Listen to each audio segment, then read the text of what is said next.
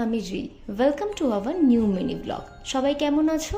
আশা করি সবাই খুব ভালো আছো। দিনটি হলো কালী পুজোর দিন সকালকার।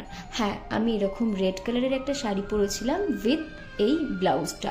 এটা ব্লাউজ নাকি টপ তোমরাই বলো, আর কেমন লাগছে আমাকে অবশ্যই কিন্তু কমেন্ট করে জানিও।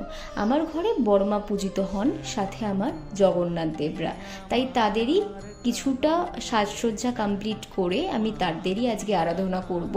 সেই মিনি ব্লগটাই তোমাদের সাথে আজকে শেয়ার করব। যারা তোমরা আমার চ্যানেলের নিয়মিত দর্শক তারা তো জানোই আমি প্রত্যেকটা অকেশনে জগন্নাথ দেবের ড্রেসের সাথে ম্যাচিং করে মুকুটটা নিজে হাতে তৈরি করার চেষ্টা করি।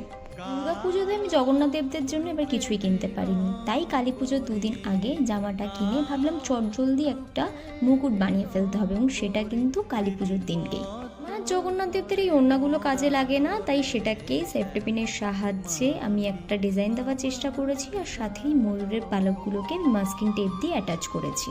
সেদিনের ভোগ নিবেদনের জন্য গোপাল মিষ্টি মঠ এগুলো কিনে আনি এবং সেগুলো দিয়েই আমরা খেতে দিই। এবং এই যে তোমরা প্রদীপটা দেখছো, প্রদীপ গাছাটা, এটা আমি একটা গিফট পেয়েছিলাম, সেটাই বড়মার উদ্দেশ্যে আমি সেদিনকে প্রথম উদ্বোধন করেছি।